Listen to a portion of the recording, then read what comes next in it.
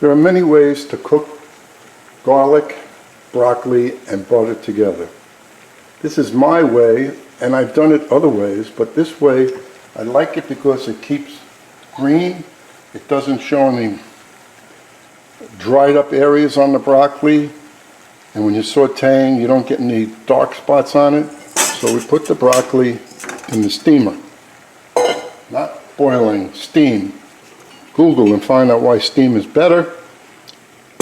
That's not going to take long at all. It's going to come out very al dente.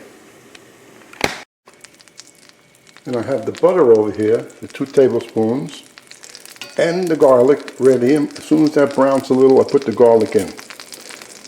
This is my fresh garlic that I grind up and wind up with about a half a quart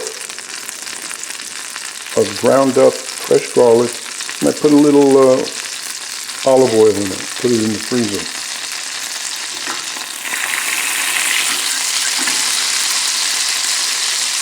I'm using Irish butter on this. Doesn't matter why, I've just had it available in the refrigerator. And here we go with the color. Beurre Noir.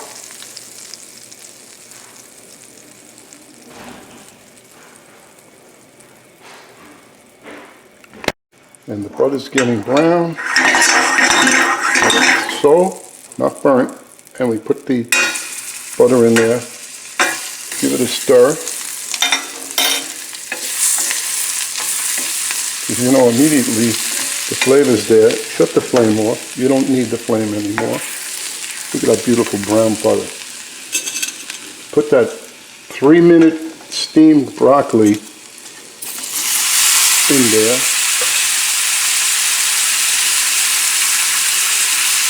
Put the pink salt, just peppermill,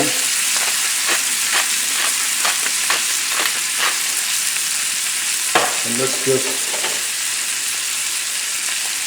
toss that because it's done.